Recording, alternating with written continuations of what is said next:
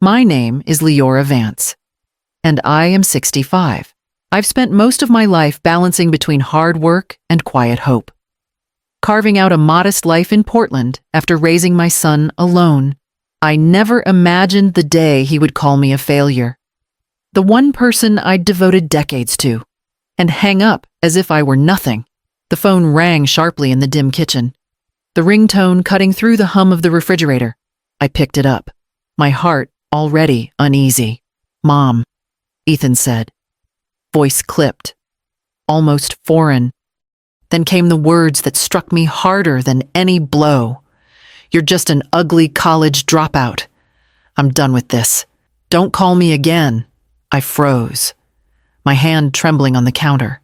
I could hear him breathing on the other end. Then the click that ended the call. Silence pressed in, heavier than any storm I had weathered.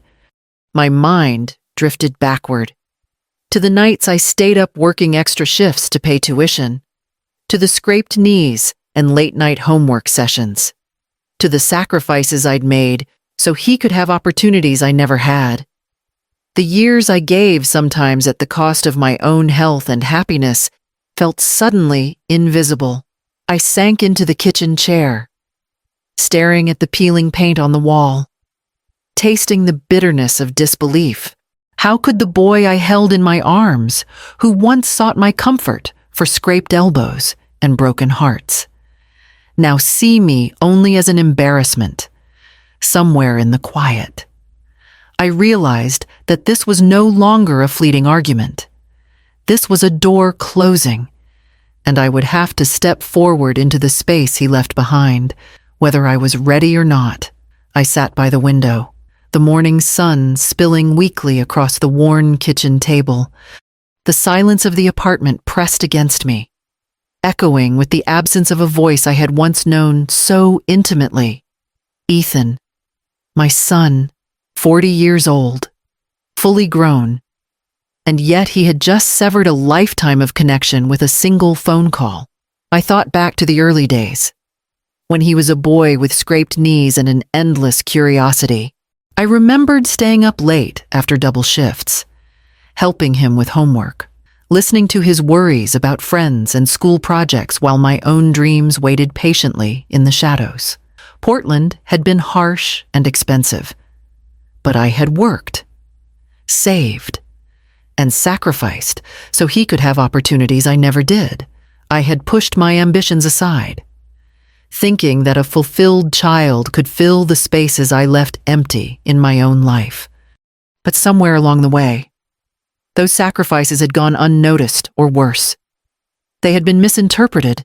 He must have seen only a mother who didn't measure up, a woman too worn, too ordinary. Regret gnawed at me, not for what I had done for him, but for what I hadn't done for myself. There were trips I never took, books I never wrote, and nights I never rested. And now, the son I had nurtured with so much love had turned away, leaving me to reckon with years of yearning for his approval. I leaned my forehead against the cool glass, tasting the ache of longing. I realized that love could be relentless, but so could loss. A part of me wanted to call him back, to beg for understanding. Yet another part of me knew that his anger wasn't mine to fix. I would have to navigate the chasm he had created, piece by piece, without certainty that it could ever be mended. The following weeks were a blur of effort and quiet determination. I decided to channel years of experience into a small consultancy, helping retired professionals in Portland navigate technology, manage part-time work, and explore projects they'd set aside. Setting up the business was simple in theory, but demanded more than I had anticipated. My fingers fumbled on the laptop at first, learning video conferencing software, digital forms, and client management apps. Each click and error felt like a reminder that I was starting over at 65. The first few clients were skeptical, polite but hesitant. Mr. Coleman, a retired engineer, questioned whether I could understand his needs. Mrs. Ruiz, a former school principal, doubted that I could offer solutions better than her own well-honed habits. I spent hours listening, clarifying, and patiently showing them how small adjustments could make their projects easier and more meaningful. Fatigue became a constant companion, my body reminding me that I was no longer in my 20s. Yet, in the quiet moments when a client smiled at a solved problem, or when a long overdue application finally went through, I felt sparks of accomplishment. I celebrated each small victory, quietly, like a secret I carried close to my chest. One afternoon, after finishing a video call with Mr. Coleman, he said, "You really understand what we need, Leora. I wish I'd found someone like you sooner." His words, simple and genuine, filled me with a warmth I hadn't expected. It wasn't recognition from a son or a family member, but it felt real, earned, and entirely mine. Evenings were long, filled with checklists, emails, and revisions.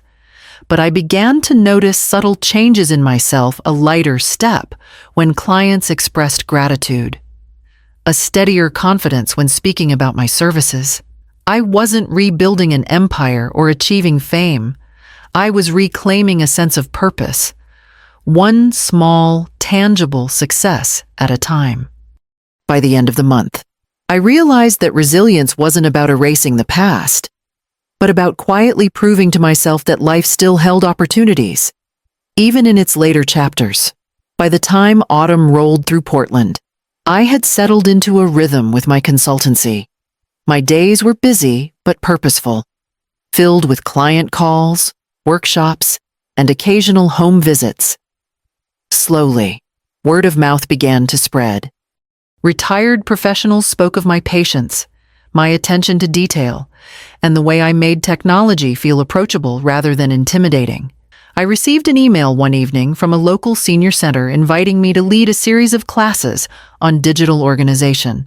It wasn't a massive opportunity, but it was recognition, the kind that mattered to me. I spent nights preparing lesson plans, learning new software features to show my clients, and rehearsing explanations that would make sense to someone encountering technology for the first time in decades. The first class was small, 6 participants, each with wary expressions and skeptical glances. By the end, they were laughing at my jokes, sharing their successes, and thanking me for making something so daunting feel manageable. One participant, a retired accountant named Harold, clapped me on the shoulder and said, "You make it seem so simple, Leora. I didn't think I could do it." The warmth in his voice struck me with unexpected intensity. That week, I received a note from the Senior Center announcing a small local award for community impact. I had never sought accolades, and yet this recognition felt quietly profound, a symbolic acknowledgement that my years of perseverance had value. I tucked the certificate into a drawer at home, not for hiding, but for keeping a private testament to my progress. Ethan remained unaware, of course, and I made no move to tell him. It wasn't about proving anything to him or anyone else, but about honoring the work I had done and the person I was becoming. Each success, each positive feedback, quietly strengthened my confidence. I began to feel that if the world saw me, they would see more than the college dropout insult. They would see resilience, experience, and a life rebuilt from dedication and care. Chapter 5. The Invitation. The envelope arrived on a crisp Thursday morning, slipping through the mail slot with a gentle thud. My name was printed neatly across the front, in bold letters, Ethan Vance's promotion ceremony. I held it in my hands for a long moment, feeling a flutter of something I couldn't name: anticipation, fear, or perhaps the weight of unresolved years. I sat at the kitchen table, staring at the envelope, turning it over repeatedly. My mind raced. I was 65, and though my hair had silvered and my steps had slowed, My spirit still yearned for connection, for the recognition that mattered most. Yet the thought of walking into a room full of colleagues, friends, and strangers, all there to honor my son, filled me with unease. Could I carry myself with dignity? Would he even want me there? I remembered the sting of his last words, the sharpness that had severed our bond. Could I face him without flinching? Could I remain steady if others questioned my presence or judged my life choices? I took a deep breath and set the envelope aside, trying to quell the mixture of anxiety and longing. My eyes drifted to the small stack of client letters and notes from the senior center, reminders that I had built a life of value, regardless of his recognition. Even so, the pull of history, the curiosity about how my son had grown, and the unspoken need for closure kept tugging at me. Could I truly ignore the chance to see him, to witness a moment that mattered to him, without questioning my own worth by the end of the morning? I knew a decision had to be made. I would not rush into it.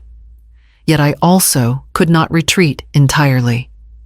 Somewhere between hesitation and resolve, the first step toward an uncertain reunion began to form. After a restless night, I made my decision. I would attend Ethan's promotion ceremony. It was neither a challenge nor a stunt. It was a choice to witness the life my son had built, and perhaps to quietly reclaim a place in it. I spent the next days preparing meticulously. Each morning began with reflection.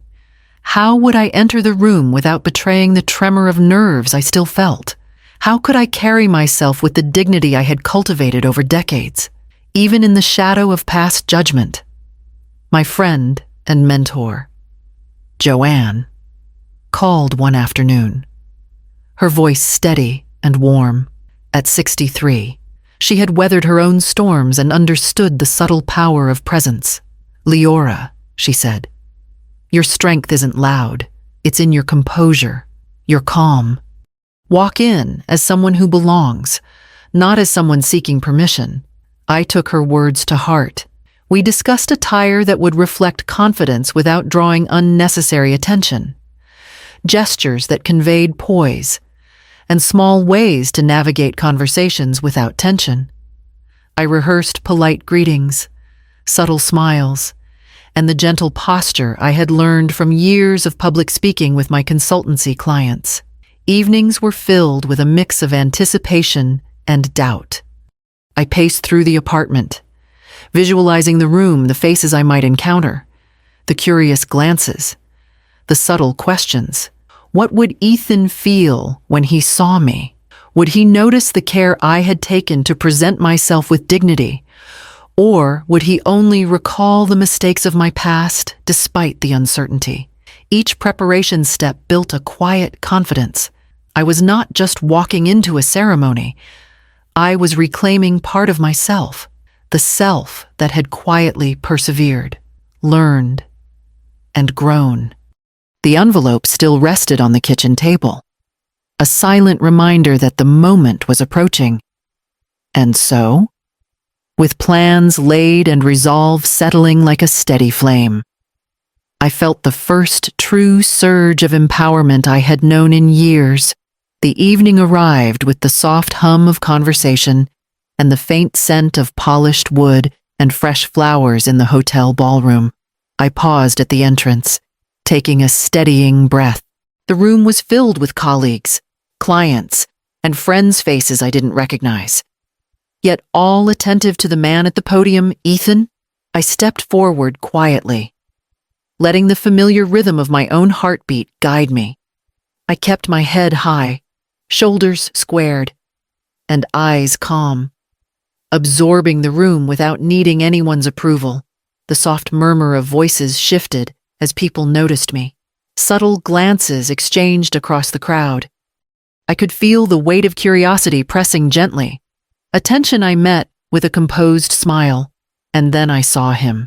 Ethan, 40 years old, sharply dressed, commanding attention as he accepted accolades for his promotion. His gaze flicked toward me, and I caught the fleeting flash of disbelief, confusion, something unspoken yet unmistakable. The boy who had cut me off, who had called me an ugly college dropout, froze for a heartbeat too long. A colleague leaned toward him, whispering, "Do you know her?" Ethan's brow furrowed. Words caught in his throat. I allowed a slow, deliberate smile, meeting the curious eyes with measured calm. "You have no idea," I said, my voice steady, clear, and quiet enough to carry just far enough. It was not arrogance, it was presence. Each step, each gesture subtle, unassuming, spoke of decades of resilience, of challenges met and overcome. The lines of worry and self-doubt that had once marked me were replaced by the quiet authority that came from enduring, learning, and building a life that mattered on my own terms. People began to murmur again, some casting appreciative glances, others studying me with curiosity. I felt the surge of vindication, not from humiliation or confrontation, but from the recognition of my own growth. Ethan's eyes searched mine, a mixture of realization and unease. He was seeing, perhaps for the first time, the woman who had nurtured, persevered, and quietly thrived despite his absence, despite all the years of silence, for the first time in a long while. I understood that the strength I had built over decades could not be ignored, even in a room full of strangers. Here's Chapter 8, written in full prose. Around 350 words. Continuing Leora's story in first-person narration, the ceremony moved forward. Ethan accepting congratulations from colleagues and supervisors, yet I could see his attention kept returning to me. There was a subtle tension in his posture, a quiet realization creeping into his expression. For the first time in years, he seemed to notice me, not just the woman who had raised him, but the one who had quietly persevered, grown, and built a life of her own. A few attendees whispered to each other, glancing in my direction with curiosity, admiration, even a hint of surprise. One of Ethan's colleagues, a woman in her early 40s, offered a polite nod that carried more than civility. It felt like acknowledgement, recognition of presence and worth. I noticed these small gestures, the subtle acknowledgement in the air, and a warmth spread through me that had little to do with his approval. Ethan shifted slightly, clearing his throat as though to speak, but he paused, the words caught in his throat. I could feel the years of tension and distance threading between us, unspoken but palpable. He was beginning to comprehend the depth of my resilience, the life I had quietly crafted in his absence. I walked toward the refreshment table with calm purpose, exchanging brief greetings with a few attendees. Each smile returned, each nod of recognition, reinforced what I already knew about myself. The murmurs weren't about revenge, they were simply acknowledgement. Social validation that mirrored the quiet pride I had felt in my own achievements. Sitting with a glass of water, I allowed myself a moment to feel satisfaction. This was more than pride, it was vindication. A subtle reminder that strength and perseverance could not be dismissed, even when long unrecognized. I didn't need accolades shouted or public ceremonies to confirm my worth, but this quiet, shared acknowledgement was sweeter than any private success. Ethan's gaze met mine again, and I saw in it a flicker of understanding, an admission that he had underestimated me, that the life I had led in silence carried meaning beyond his assumptions. For the first time in a long while, I felt fully seen.